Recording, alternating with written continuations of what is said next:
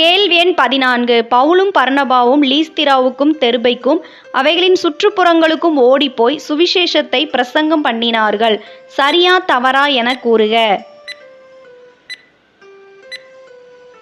சரி. அப்போஸ்தலர் 14ஆம் அதிகாரம் 6 மற்றும் 7 வசனங்கள்.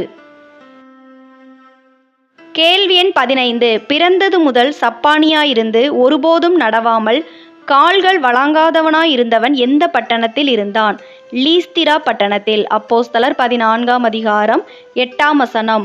கேள்வி எண் 16. லீஸ்திராவில் இருந்த ஒரு சப்பாணி யார் பேசுகிறதை கேட்டுக்கொண்டிருந்தான்?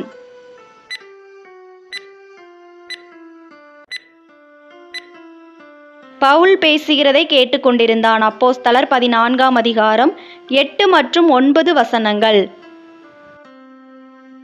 கேள்வி எண் 17. நீ எழுந்து காலூன்றி நிமிர்ந்து நில். யார் யாரிடம் கூறியது?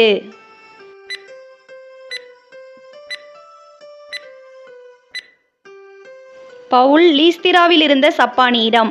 அப்போஸ்தலர் 14ஆம் அதிகாரம் 8 முதல் 10 வசனங்கள் வரை. கேள்வி எண் 18. பவுல் சப்பானியை உற்று பார்த்து அவனுக்கு டேஸ் உண்டென்று கண்டான்.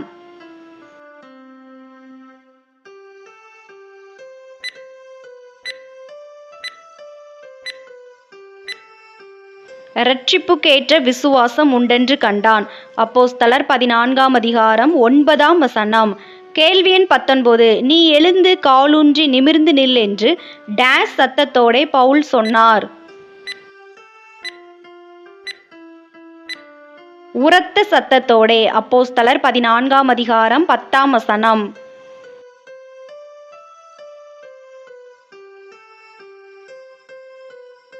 கேள்வி எண் 20. லீஸ்திராவில் இருந்த சப்பானி டேஸ் நடந்தான்.